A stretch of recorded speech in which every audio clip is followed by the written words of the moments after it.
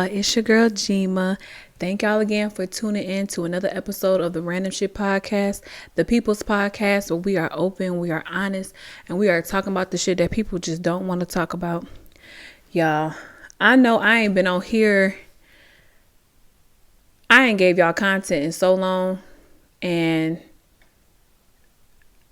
I do want to get into that, but not on this episode. Because I definitely want to just talk about something relatable. So I'm gonna do that on the next podcast. So I may double back and do another episode after this that y'all probably won't see until next week. But we will get into that because, baby, I've been trying to get back in front of the camera, trying to create content. I have so many topics. Like, I have such an abundant amount of topics for the podcast, and for me to just not, do the shit is wild to me. It really is. And I want to, but like I said, we're gonna get into that next episode. So but I hope y'all doing well. We are at the end of the year. Like, I was going to actually wait until the new year after I've completely rebranded, strategized everything all over again for the Random Shit Podcast and done some more. But given the circumstance, I wanted to get in front of the camera and I wanted to get on the podcast and actually start saying, fuck it, do it. You know what I'm saying? And what better way than to talk about my 10 year? So I definitely want to do that. So yes, that's what today's episode is going to be about, my 10 years in the service. I'm not going to go year by year now. Like, we're not about to get crazy. But, my 10-year anniversary is New Year's Eve. So I wanted to talk about it. I wanted to talk about it. So we're going to talk about it. We're going to get into a few little stats here and there. But overall, I just want to talk about my experience so far in the military. Because it's a big milestone. 10 years and I'm still trucking. I'm still in one piece. So, yeah. Y'all already know how we start every podcast off, every episode, every podcast. Every episode. Y'all get it. So we always start off with an affirmation. For those that are new to the RSP fam, we always started with an affirmation. And today's affirmation reads, I overcome the rocky terrain of self-doubt and push past it. Such a perfect affirmation for today's episode. I overcame the rocky terrain of self-doubt and pushed past it. This affirmation is like so relatable in so many ways. But for the episode, for the topic and stuff, it really like hit home. Because 10 years in the Army, like, baby, we gotta, Jesus. We got to talk about it. We really do. Because I've overcome a whole bunch of mess in 10 years. And still am able to say I'm in and I'm going to stay in type of ordeal. So that is such a crazy affirmation. I overcame terrain of self-doubt and pushed past it. Because I damn sure doubted the shit out of myself coming into the service. I ain't even gonna hold you. I doubted the fuck out of myself, but I was able to overcome and make it to 10 years and still counting. So I definitely can't wait to give y'all the backstory, the tea on that one. So yeah, but I'm gonna hit y'all with some of these facts first. As a matter of fact, yeah. Because I don't want to tap into another topic. And I want to so bad. I really do. I kid y'all not. I want to tap into that motherfucking topic so bad, but I promise y'all gonna hear it next week, and it's gonna be so relatable. It's going to be such a really good topic to talk about. But yeah, so let's get into these stat facts.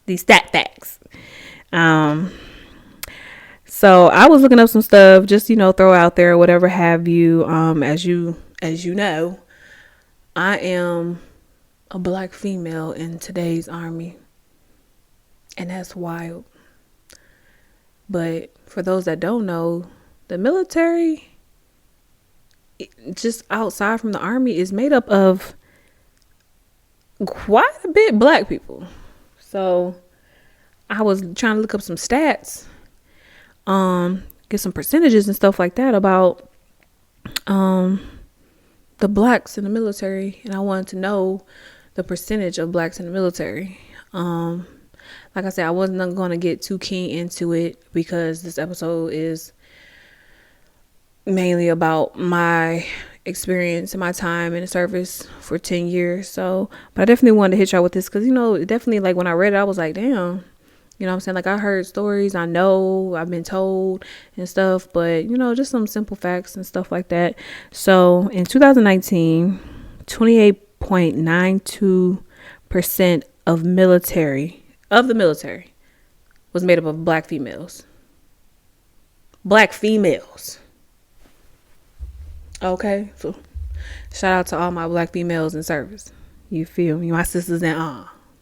Shout out to all females in the service. Like, because I have battles of different ethnicities and races that are in the military, and they doing the fucking thing. So it's definitely no hit to them or anything like that. It's just the obvious fact that I'm a black female in the military. So I want to know about the black females in the military. I want to know the stats and stuff like that. So this is no hit to y'all at all. So yeah, 28.92% of the military is made up of black females. 16.92% are black males. 16. Who run the world, girls? Talking about who run the service. So that's wild because I always thought that number was, reversed. Like I always thought it was more black men that were in the military than females. If y'all hear my dogs,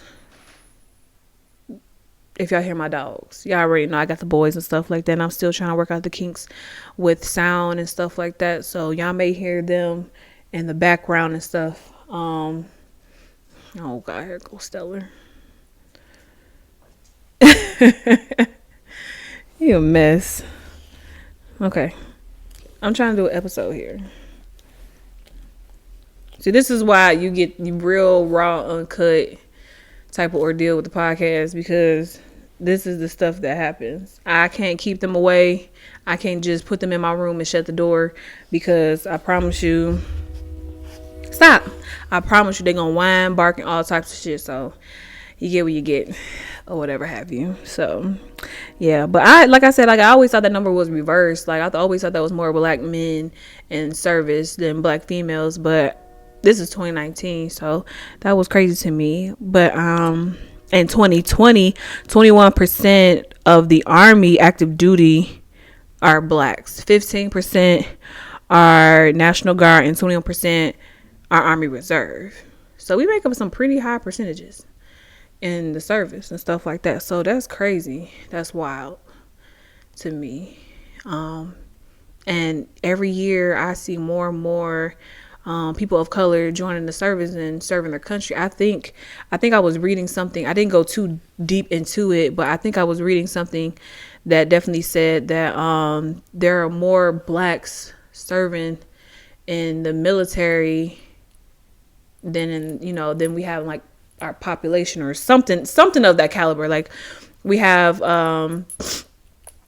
like more blacks are serving their nation type of ordeal that are made up of our population. So you always hear like, oh, 1%, we're that 1%, da da da. But that 1%, you gotta break that bitch down in fractions or some shit like that. So a lot within that 1%. We are the 1%ers. So yeah, so that's just some stuff to like keep on y'all mind. that we in here. We in there. We are serving. We are doing the fucking thing, and we are doing it well. You know, and I'm proud. I'm proud of all my sisters and brothers in arms and everyone in every type of branch, every branch of service. Like, I'm proud of y'all. Y'all keep doing y'all damn thing and stuff like that. Keep being an example and showing these people that we could do the damn thing. We may be tired as fuck, but we could do the damn thing, or whatever have you. So yeah. Now, 10 years. Sweetie Pie Honey Bunch.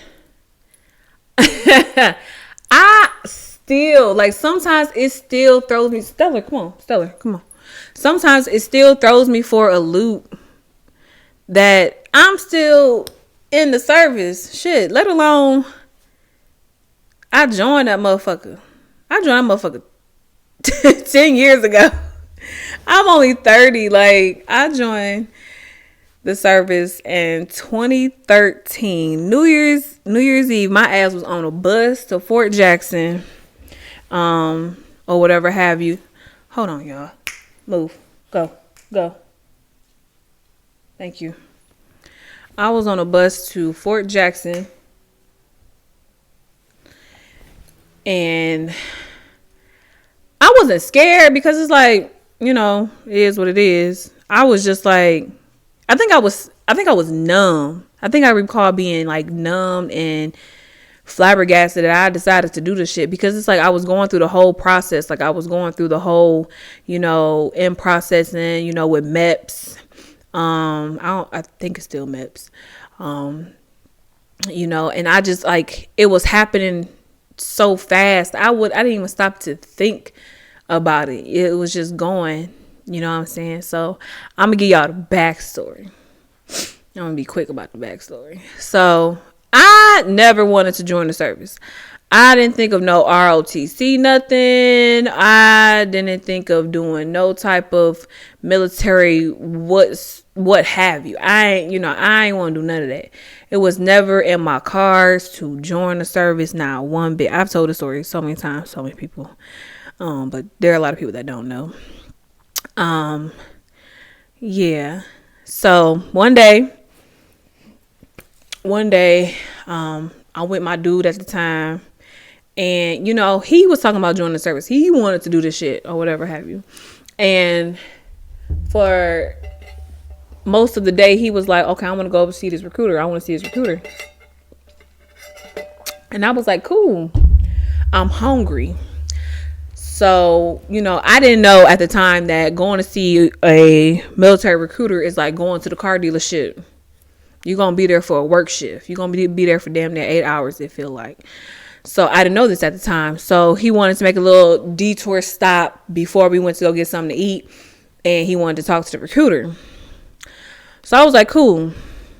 After about 30 minutes, I got hangry, y'all. I was pissed off, and I forgot where he went inside, because in Detroit, like, the, you know, most recruiting stations, their Army and their Air Force, or their Army and whatever branch, sit next to each other. They right next to each other. It's weird. So I didn't know where he went into. He ain't say. I don't recall him saying that he wanted to join the Army specific. I just know he said he wanted to join the service. He probably did say he wanted to join the Army or whatever have you. But okay, I support you. So he I didn't know which one he went into. So I got out the fucking car and I went into the Air Force one. I walked in there. Recruiters, y'all some hounds, boy. Y'all like salespeople. You see somebody walk in, you like, what's up? You come to get some stuff. So I was like, no, I'm just looking for my boyfriend. This, not a third. I don't want to join the service. This, da, da, da. He want to join the service, so I'm guessing he over in the army one right now. And they started to talk to me, and I was like, I really wasn't trying to hit that, but I don't know. I gave it some time of day. I did, and I told the recruiter, I was like, well, I heard that you can't join the military if you have tattoos in certain areas of your body.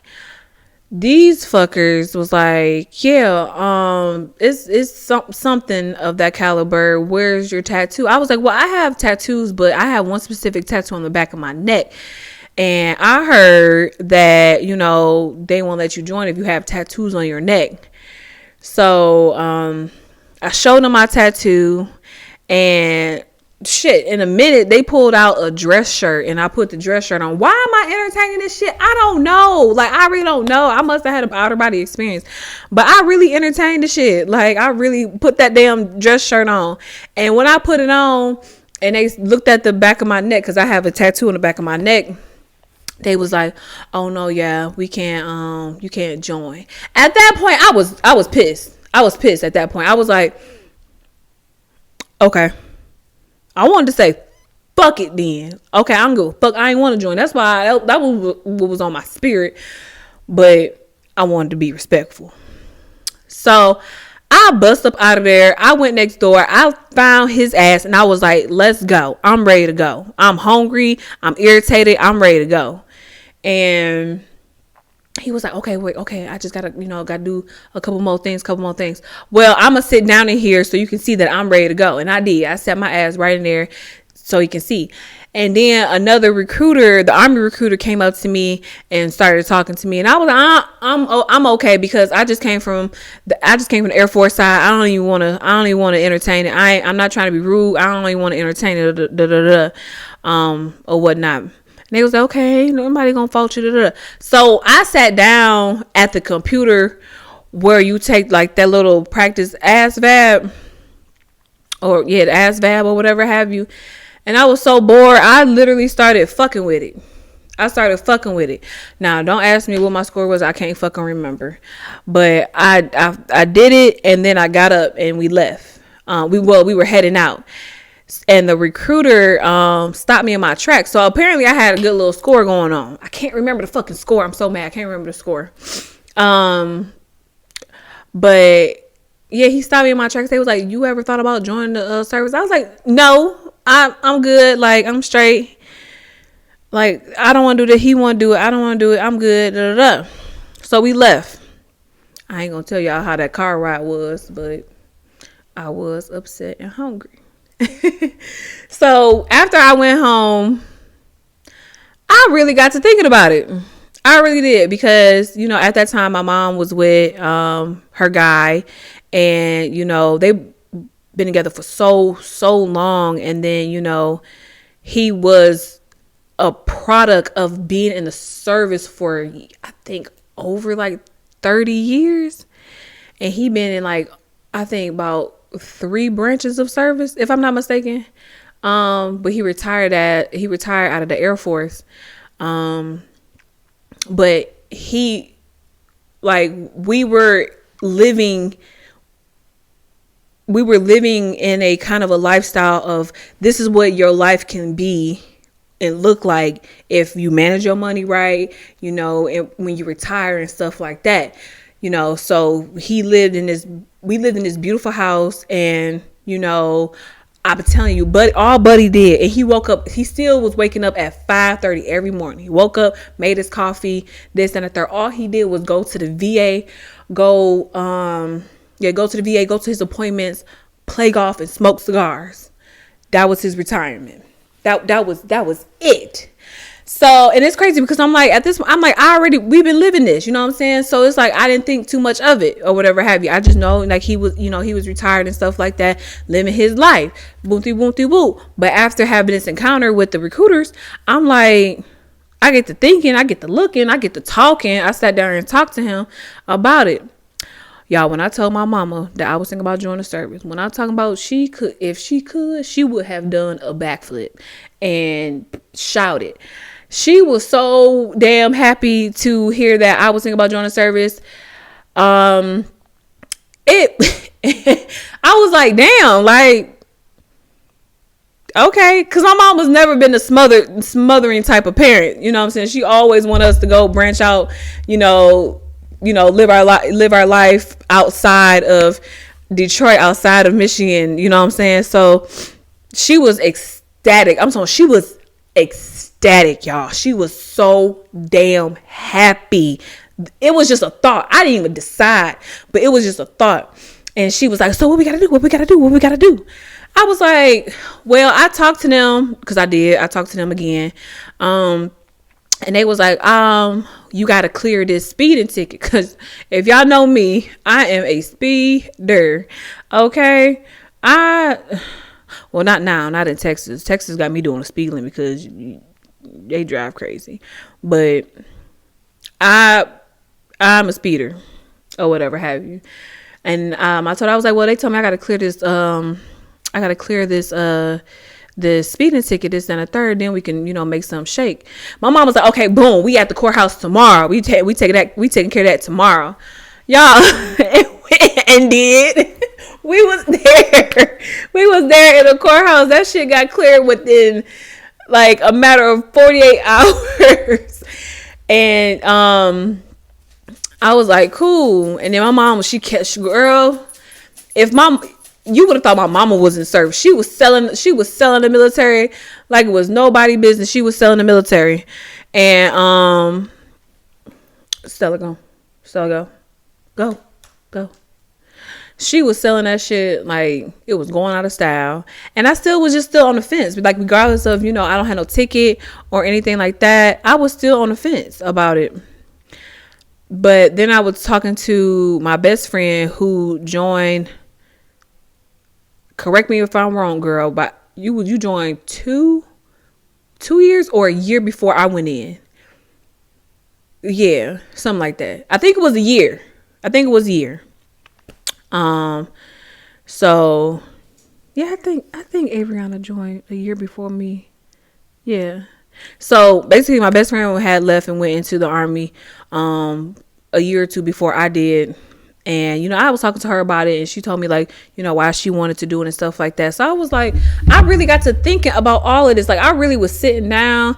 I think I prayed about it. I was doing all types of stuff. I was just really like, do I really want to do this?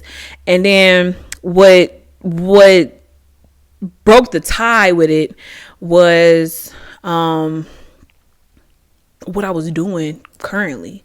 So I had just came back home from school in Indiana, and I was just like, it just wasn't happening. Like, I tried to go to school, I tried to go to my mom's university, I tried to go to Madonna University, and I tried to knock that out, and that wasn't working out. I went back to the nail salon. I had got a job at Dollar General, and I was just I was just in motion.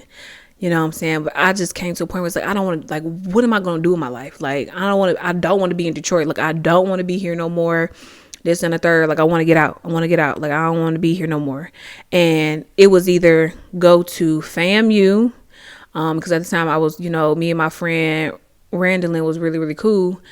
And that's where she was. And it was either go to FAMU or go to the military. So I just decided to go to the military. That's no kink at FAMU, because when I joined and I got to Georgia, I was at FAMU homecoming. So, and they know how to get down. So, I just knew, like, if I would have went to FAMU, that would have been like something that I really wanted to do. That would just be me following behind my friend. And that just wasn't a no-go. So I decided to join the service, and I joined the service and went through the process, and I was on that bus. It was late. We got to goddamn I was on the bus plane, South Carolina, Fort Jackson. And it was New Year's Eve, y'all. And it was cold. And it was dark when we got there. And boy. Like, I was just like, damn, I really did this shit. I really sat here and Joined. I ain't no going back now. I have did the whole hand. Even when I swore in, y'all, like it still didn't hit me. I done sworn in and everything. It still didn't hit me. It didn't hit me until I got off that bus and motherfuckers was yelling in my face. And I was like, okay, because I guess that woke me up. That just like pulled me out of my trance. I was there. And I just was like, okay, well, we in this. We here. Let's make it happen. And that was it. I said I wasn't going to go too much into the backstory, but I gave y'all the whole thing. But hey, it is what it is. Y'all know now. So that started my career in the Army. And it was crazy because the significance of it, like it was a new year. It was starting off a new year, like new beginnings and new everything. So we did what we was doing, baby. If y'all, those that know, bro, we was sitting on them benches, literally, like at that point, I think we forgot it was even New Year's Eve, because it's like we ain't partying, we ain't doing nothing. We are sitting on the bench with camelbacks, leaning. I don't know the motherfucker to my right or my left, but we leaning on each other like head bobbing, like we tired, we sleepy, all types of shit. Bro, we was literally like DMV type of ordeal. It was crazy. Oh my God. That was something. I still have all that paperwork. I forgot my number. If I go look up my shit, I can find my little number. So, that was the night. They let us sleep in. They did let us sleep in for New Year's Day. They let us sleep in New Year's Day for about like an hour or two or whatever have you. So I was like, okay, cool. But after that, no, we got back to the nitty gritty after that little 2 hours. They was like, oh, y'all thought y'all had a good time sleeping in. And they fucked us up. Oh no, they fucked us up. So yeah, it was a new start to 10 years of service. And I ain't looked back after that. So I ran into a lot during these 10 years and stuff like that. I did my first 3.5, what felt like 3.5, 4 active duty, and then I got out, and then I still had time on my contract because I signed up for an 8-year contract. So I did a couple months in the reserves, and I was almost about to go back to active duty because I was like, I don't want to be a weekend warrior. I did not go through basic and AIT to go home and be a weekend warrior or whatever have you. But granted, like I was in Savannah. That was my first duty station. I was at Hunter Army Airfield, 3rd ID. And I just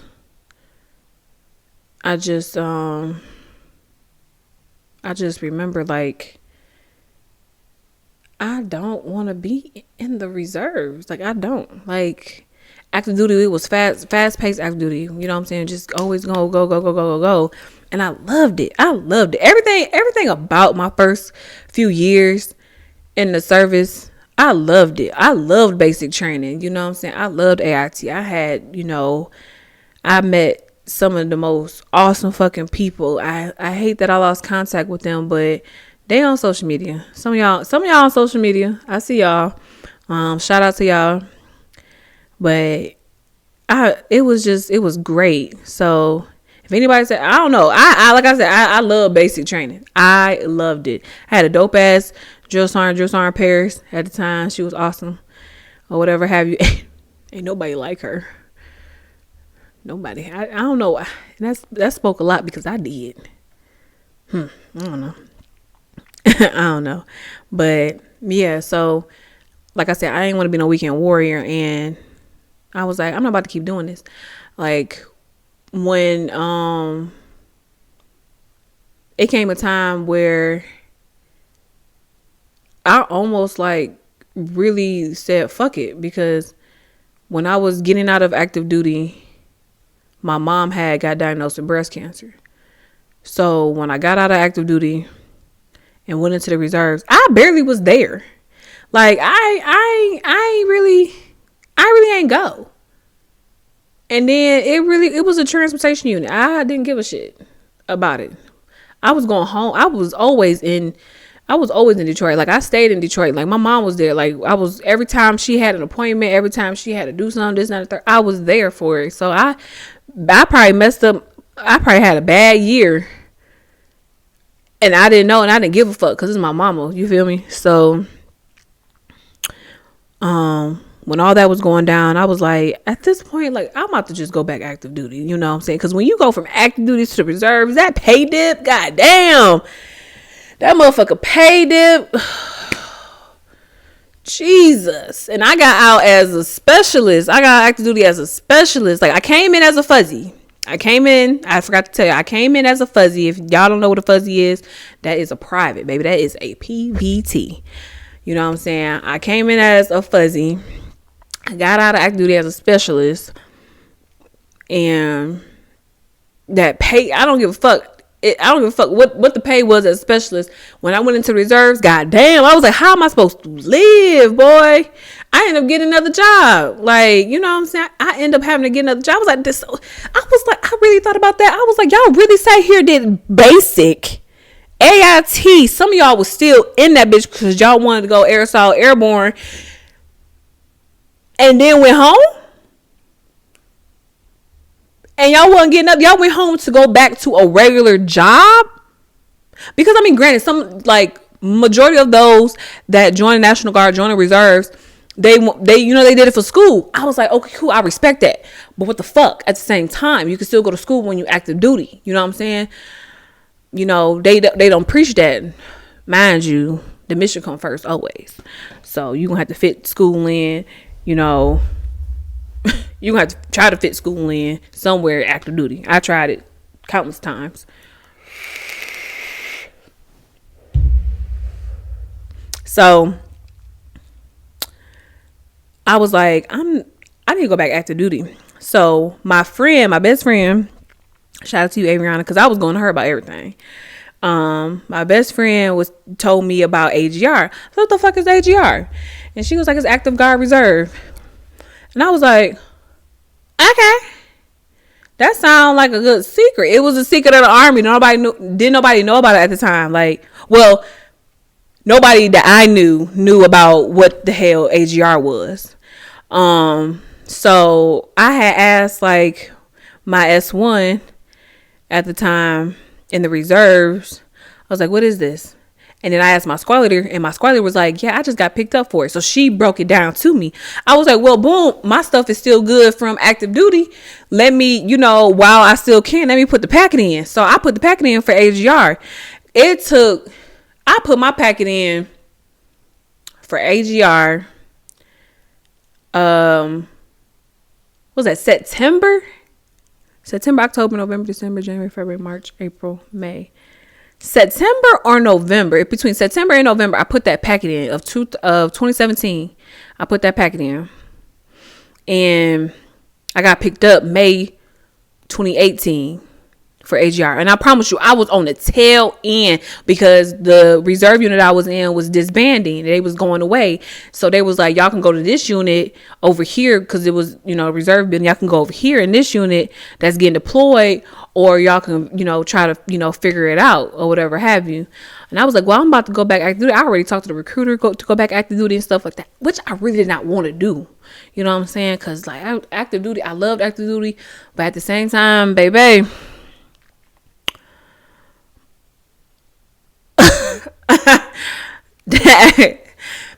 active duty. Yeah, I'm just active duty. So I didn't want to do it, but I was going to do it. If I needed, if it came down to, I was going back there. So right when they was like, Harris, what the fuck you gonna do? Harris, you about to go to this fucking unit that's about to deploy. I didn't want to deploy. I already deployed once. I was good. You know what I'm saying? And just a side note, like, if you know me, for those that know me, know. Those that don't, it's crazy because, you know, you hear about a lot of people that, you know, they join the service and then, you know, they was, oh yeah, you travel the world, this, that, and the third, da, da, da, and it's beautiful, da, da, da. I'm a person that do not mind being stateside. Granted, I was active duty, but I don't mind being stateside. One deployment did it for me. I was cool. I was cool off one deployment. Like after that, I didn't care to go anywhere else out of the country. I mean, if needed to happen, it needed to happen. But I honestly didn't care, or whatever have you. Like, of course, it's one thing I want to see the world and travel and stuff like that. But not working wise and shit. No, not in the military. Where there's restrictions on me. I want to do that shit for leisure.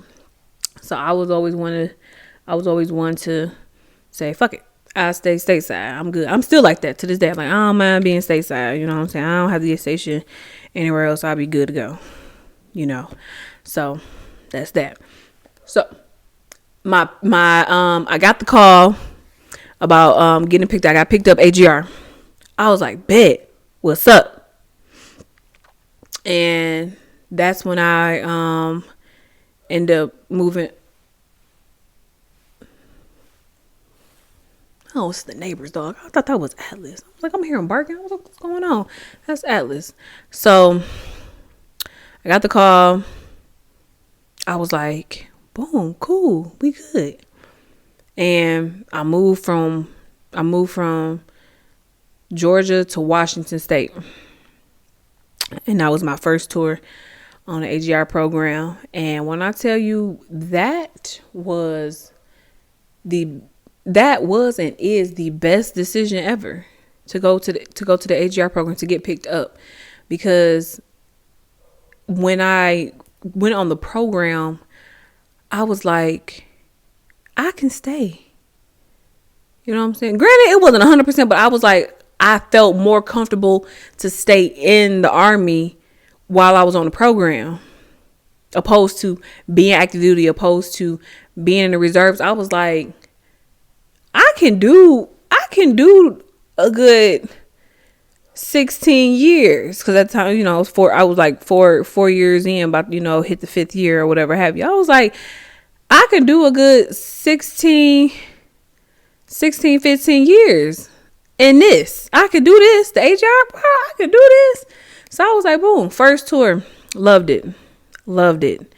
I was just banging out, and I reclassed. So when I was active duty, I was a fueler. I was a 92 Fox. I was a fueler. And I ain't gonna lie, I love that job. I did like being a fueler. It was hot as fuck in Savannah during that time when we did have to do it. I mean, during those hot months, yes. Because mind you, I'm from the Midwest. We got all 4 seasons. Savannah is just hot and cold. A little bit of spring, hot and cold. That's it. So, I was like, I reclassed from a fueler to a 92 Yankee, which is a supply. And it was the best thing because I manifested that. I ain't gonna hold you. I manifested that. Like when I was getting out of active duty, I was like, I just want to go and do paperwork. I just want to do paperwork. I just want to be in the office and do paperwork. Like I just want you hone in on my organizational skills and do paperwork. That's what I want to do. And it came to fruition. Like I reclassed from a Fox to a Yankee, and it was the best decision ever. Granted, it wasn't no Foxes at the time.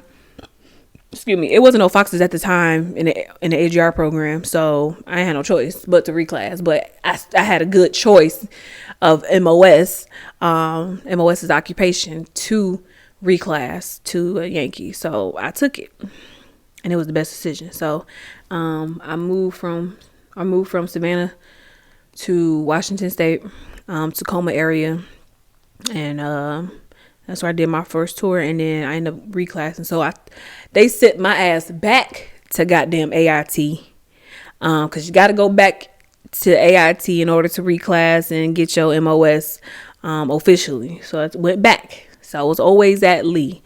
It's a different name now. I ain't gonna hold you. I don't know what it is.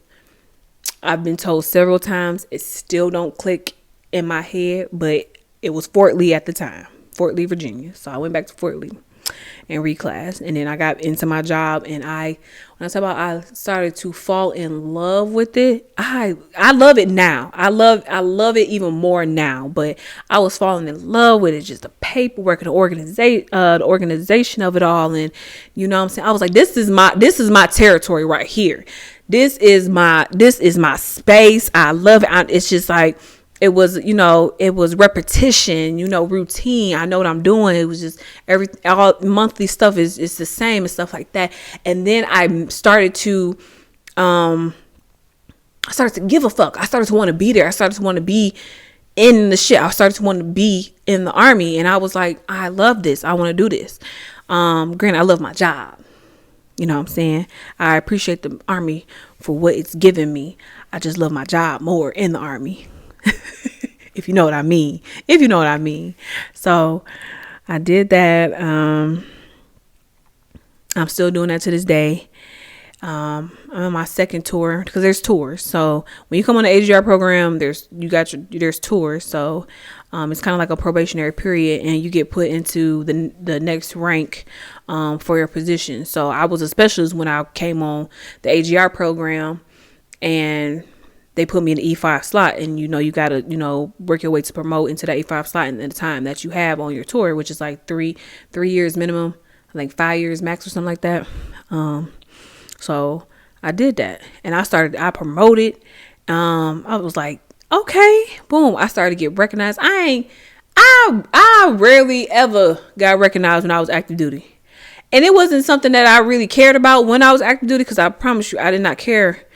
I was not caring too much about my active duty time. I was with everyone else on the train of wanting to get out after those 3-4 years. Like, I wanted to get out.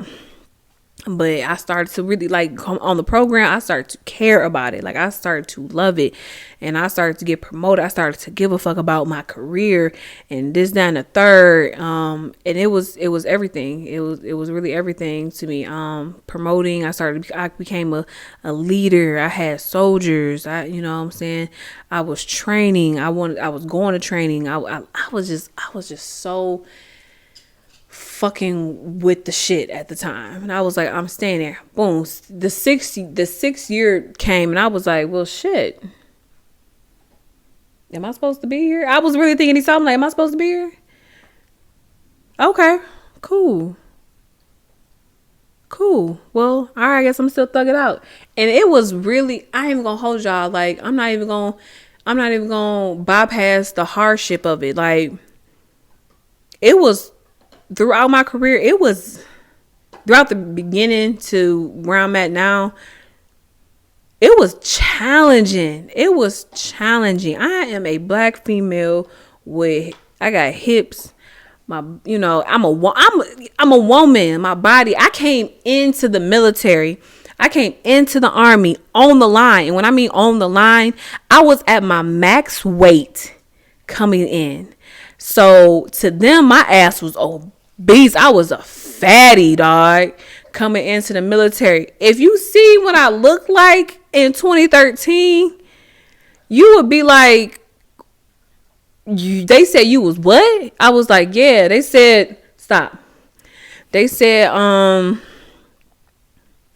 well, they didn't say, but I could read. But I was, I came in on the line. Like, it was wild coming in like that. So don't start, because y'all like to start. So throughout my whole career, and I'm be perfectly honest, I don't like PT. I don't like it. I gotta do it because I gotta do it. I don't like mandatory shit. I don't like mandatory PT. You know what I'm saying? But it is what it is. You gotta do what you gotta do. So the fact that, PT was the most challenging thing for me. PT test, all that shit was challenging for me. But I'm 10 years in. I made it. I did what I had to do. I pushed myself past any limits I may have put on myself, any doubt I may have put on myself. I still did the damn shit and persevered through all of it. I always got taped doing my height and weight because I'm like, I've always been a no-go on my weight. So it's like I always had to get taped. I gotten taped my whole 10 years in service. I've always gotten taped. I have failed taped. I had and for those that don't know tape, so when you do height and weight, if you're not within standard for your weight or whatever have you, you have to get taped. Taping for females, that's why I was so passionate about it. Taping for females is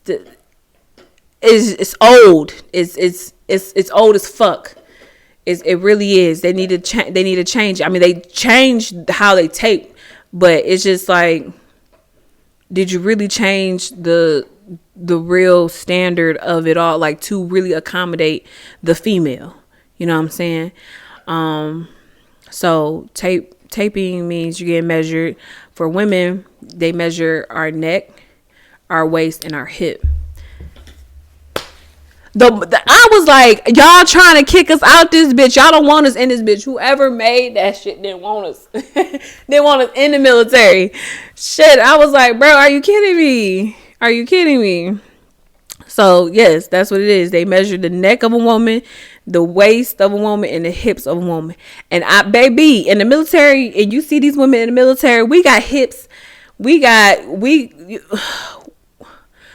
hips, like we slim thick, no neck, and it will hurt you in the most way. And you know, everyone knows when you start losing weight, you losing in your neck. And if you, as someone that has been taped throughout her whole career, if you lose that shit in your neck, you gotta make your waist smaller. You gotta lose that shit in your waist too, and then your thighs. Like, come on, bruh. Like for women, the bigger your neck was, the best chance you had at passing tape. And it was always like that. And I promise you, I done failed some shit. Bro, I done failed tape a few times in my career. And I've been on the ABC program a few times in my career. That's also with my soldiers. I'm so relatable to a lot of upcoming soldiers in the military that, you know, they struggle with that shit. But I'm like, you got to push through that shit. And I promise you push through that shit, you put your best foot forward, you will persevere and you will overcome the shit. You know what I'm saying? You just got to work hard and stuff like that. And I used to hate when motherfuckers used to talk to me and be like, well, you know, you got to do this, you got to do that to get it down. I know what I got to do. Like, you ain't got to tell me, but I didn't want to hear it. I was a little hot head. I didn't want to hear it, but they was right and stuff like that. And like I said, I pushed myself and I'm still here to this day. But that's the challenge for me was always my PT test and height and weight. That was always a challenge for me. And it's crazy because that's where I lack in my, because that's where I lack in, what's the word? I can't think of the word. That's okay. Even though that's where my weaknesses are, I'll just say that where my weaknesses are, I made sure to excel in everything else that I was doing. My work ethic, you couldn't say shit. You still to this day can't say. I'm gonna talk my shit, y'all. I ain't gonna hold you. I'm gonna talk my shit, y'all. You can't say shit about Harris' work ethic. You can't say shit. I'm not talking about, I poured my shit and poured my heart and soul every day into my work, into my profession. You can't tell me shit. So I excelled in that. I excelled in NCOES, you know, non-commissioned officer academies. Like, I excel in that. Like, I was pushing myself in those areas, and then I would have to push myself a lot harder in order to, you know, pass my PT test so I can, you know, stay in, meet the standard and stuff like that. But it's still, to this day, it's still a challenge for me for, you know, PT and stuff like that. But, you know, we gonna get through the shit. You feel me? So that was the thing. That was always been a challenge for me. So, yeah.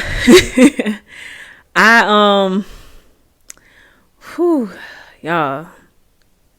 I just be having these moments, like I'm talking to y'all and I'm just like, just thinking about it, because it's like, I'm gonna talk my shit. Like, I'm really gonna talk my shit like 10 years, bro. I have had battles they've gotten out, and I respect their decision and support their decision to get out to, find something better. And they have, baby, they make more than me. They contract, DOD, stop seller.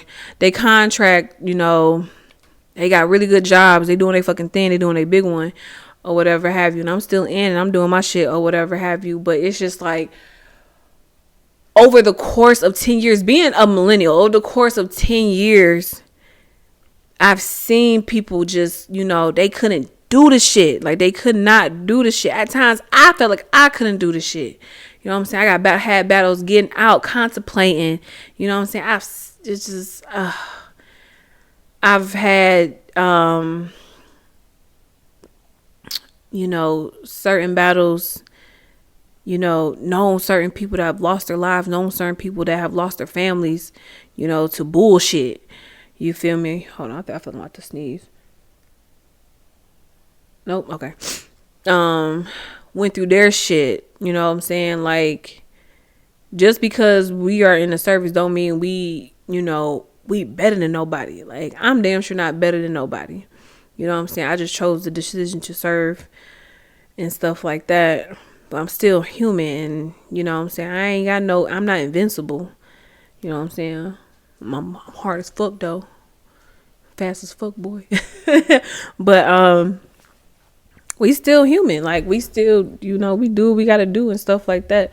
So it's just thinking about being in for 10 years. Like, I don't know. I want to say this is I'm pretty sure people that have hit their milestone marks, literally kind of maybe felt this way. Cause it's a full circle. I think I may cry come New Year's Eve. I think I may cry. I don't know, but it's just like, it was such a challenge, and I'm still going, and I'm trying to be the example for my battles, for my subordinates. I'm still, what I'm saying? Like, I'm trying to give them the real deal. Like, this shit is tough. You know what I'm saying? Like, it's a challenge. And you gotta really put your best foot forward. You gotta want to do it. You know what I'm saying?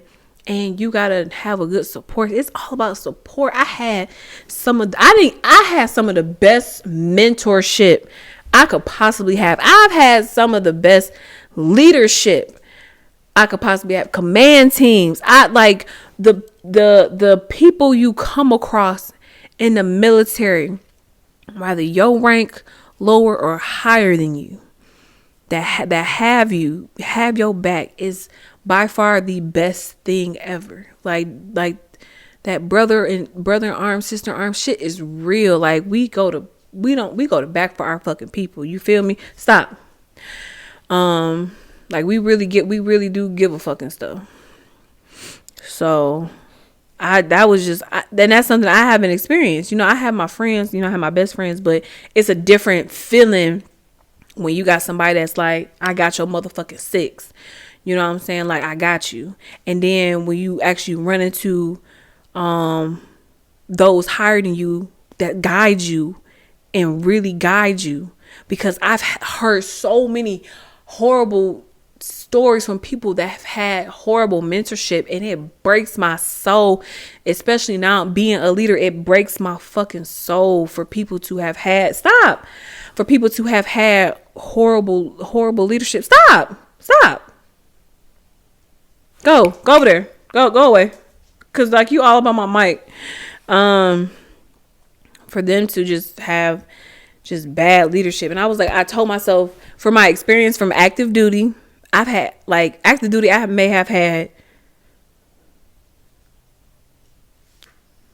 two mentors that really had me active duty. 2 mentors. That's like 2 mentors in 3.5, 4 years that had my back. Yeah.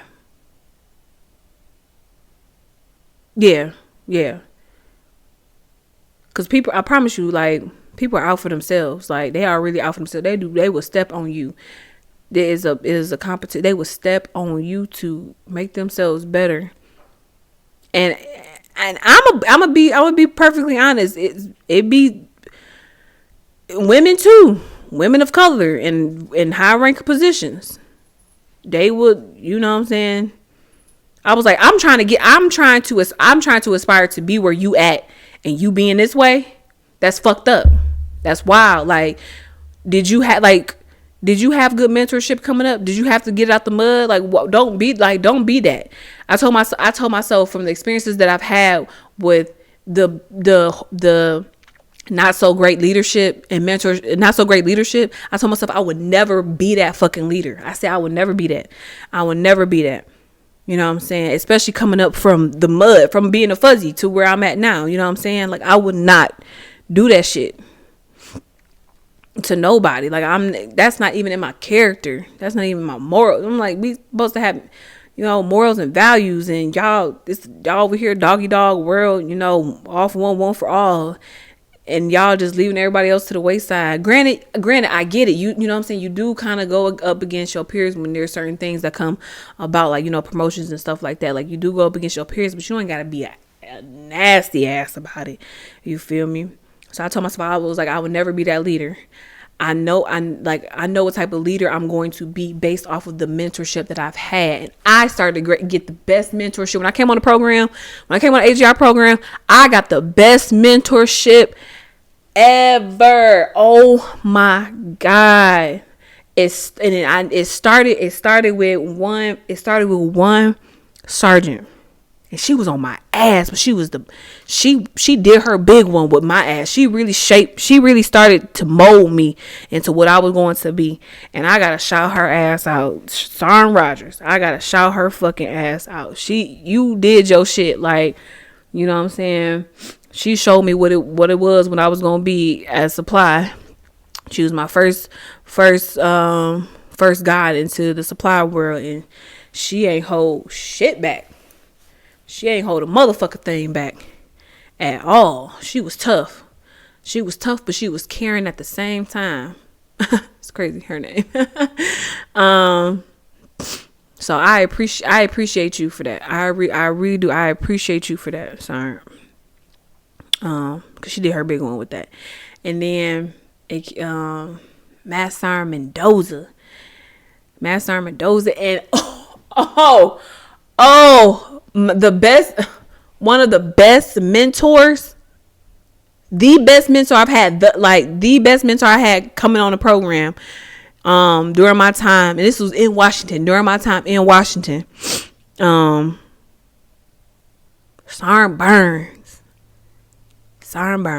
First Class Burns. When I tell you, that woman came to my unit, and you heard her ass, loud, proud Jamaican ass. You heard her, bro. When I tell you, she changed the game up in my motherfucking unit, boy. And I was like, that is definitely who I need to have beside me, under me, above me, guiding me, leading me, teaching me. Cause that leader, that stern approach, that realness that she brought, bro. Like, when she used to get in our ass, but I appreciated that shit. Like, she kept us on our toes, bro. She kept, as a PBO, as a property book officer, she kept us on our shit out, bro. Shout out to you, bro. Because of you, I could be a great leader. And oh my, it's just my time in Washington was just good. Like, it was just like, I loved it. You know what I'm saying? And I'm growing into the leadership that I have here, the mentorship that I have here in Texas. But when I talk about, it was just like, cause they kept me wanting to stay in, you know what I'm saying? Wanting to stay in the, and like really hone in. They helped me grow my love for logistics, like for supply. I love supply. You can't talk shit about a 92 Yankee, like, at all. Like, fuck it. Everybody got your MOS, I got mine. What's up? What's really good? I go to back for my MOS. Like, you can't talk shit about no motherfucking Yankee, baby.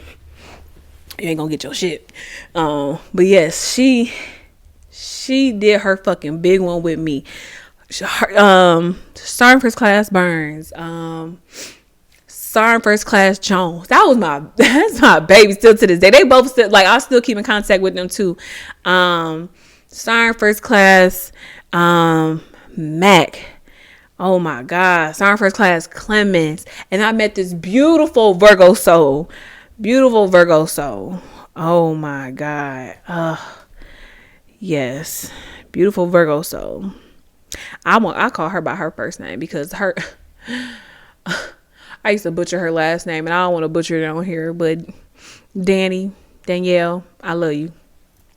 I love you so much. She was such a beautiful Virgo soul I met at the tail end of my time in Washington, and she did her big one. Like, I used to sit down and talk with her, and she used to give me all types of, inspirational guidance, and we became really good friends. And she also became a client. She was supporting me in my business and everything like that. So her and her dude, like, I really appreciate them both very, very much. It was just like I grew into the love of supply with the people around me when I was in Washington, and I want to aspire to do that for the people that's coming up now in the supply world, even in the Army, period. Whatever MOS you in, I may not know it, but I know the basic guidelines to give you guidance and praise and tools, and be stern in that, because that's the type of leader. Like, my soldiers and sergeants know what type of person I am on the outside, and it ain't no different me being in my uniform at all. It ain't no different. I'm the same way in and out of uniform. You know what I'm saying? Like, we get the job done. We gotta do what we gotta do. You already know what it is. You know what I'm saying?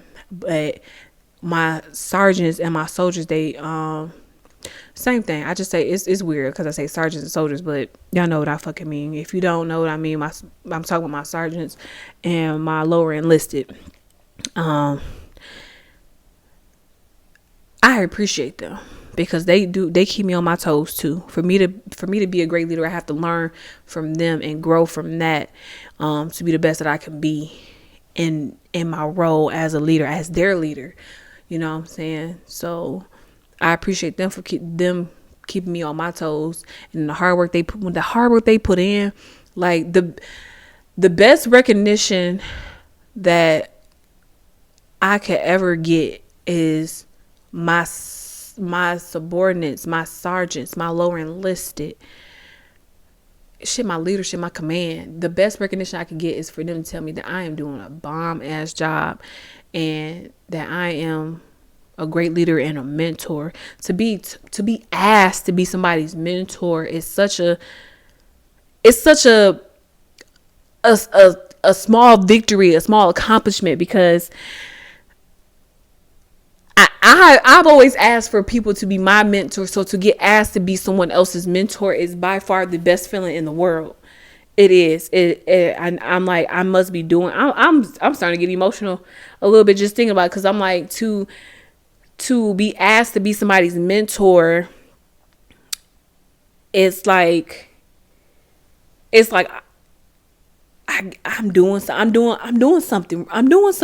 Like, I don't like awards and stuff like that. I work my ass off and stuff like that, but the field that I'm in, like, you don't really, that you really not gonna get recognized. Like, the logistics world, we don't get recognized like that. Supply don't get recognized like that, and we do a big chunk of the work, but we don't get recognized like that. And it's like, after a while, it's just you numb over. It don't matter. And I tell my soldiers, I was like, y'all doing a good job, but in this MOS, don't look to be recognized. Don't look to, get an atta girl and stuff like that, because it may not come. And I'm pretty sure it's like that for other MOSs, but I'm just like, in this one, it may not come. But if I tell you that you doing a bomb ass job and you doing a great job and you did your fucking big one, that should continue to keep that fire alive inside you, because it does for me. It definitely does for me. And I tell y'all this now, bro, that is a good feeling to have. That is the best feeling to have. So I appreciate I appreciate my sergeants and I appreciate my lower enlisted because they keep me on my toes. They really do. And because of that, you know, I've decided to go into certain areas while still in over this next decade. And that's I want to be an instructor. I definitely want to be an instructor. I don't want to be no fucking teacher. Who want to be a teacher? That shit hard.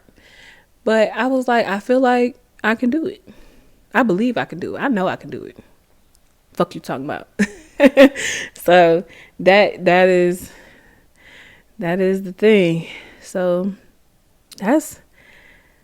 I'm pretty sure there's more into the 10 years that I could tell you about, but hey, that's something over coffee, and I don't drink coffee, so tea, so or whatever have you. But y'all can probably catch it in my random moments, the random shit moments.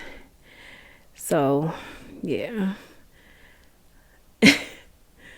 10 years, y'all. 10 motherfucking years. 10 years. And I'm still going. How? I don't fucking know. Grace of God. That was the thing. And I should be ashamed of myself for not saying this and not putting this out. God is the reason why I'm still in the fucking military. I know I just cursed after saying God, but he know my heart. He is literally the reason. This was in every aspect his plan. I got to my 8th year. I'm gonna say this real quick. I got to my 8th year. And when I celebrated my 8th year in, and it was like I had a party. I had got promoted to sergeant. So I was back in Detroit for New Year's and stuff like that. And celebrating me making sergeant. I got like a little booth down at Mickey's and stuff like that. It was in that moment where I was like, bro, this God's plan. 8 years in. And I was like, this is God's plan. I'm supposed to be here. I'm supposed to be here. As many times as people told me like, hey, you been in this long, you might as well just stay in. And I was like, yeah, we gonna see. God's plan. Like you hear about people talking about how God put me here, God did this for me, and I was one of those people like, I would hear stories like that from people, and to experience it, to really feel that God put me here. I didn't realize it. I did not realize it until I got into my 8th year of being in service. And I was like, God, I see you. Because I'm like, I did not want to do this. And I'm 8 years in. 8 years. And I'm like, at this point, might as well go do the 10. I'm here about to hit 10. I was like, might as well do the next decade. God, I got you. I hear you. You know what I'm saying? Like, I put my all into it. I do. I put my all into it. So I thank him every day. For putting me in this position.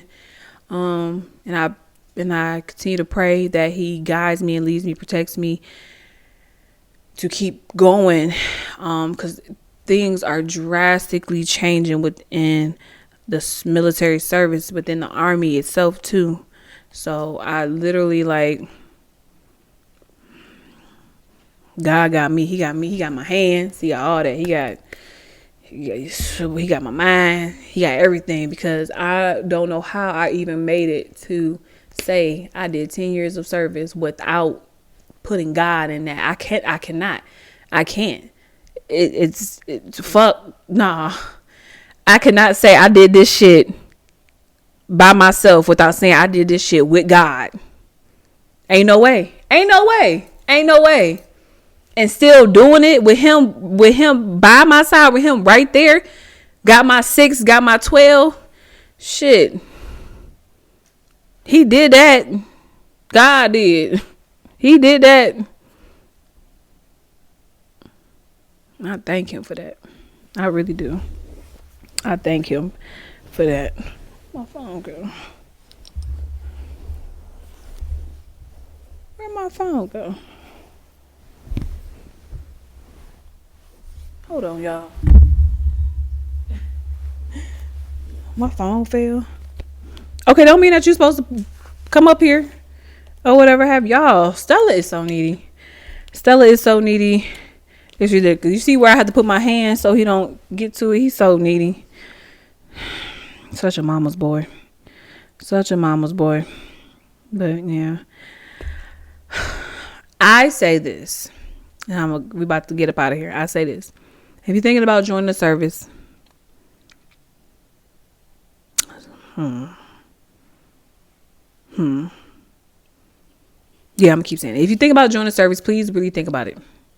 Think about it. Don't do it. Don't do it for nobody else. I mean, you can always have the inspiration and the motivation because, you come from a military family or, you know somebody that served and you want to, in their honor and stuff like that.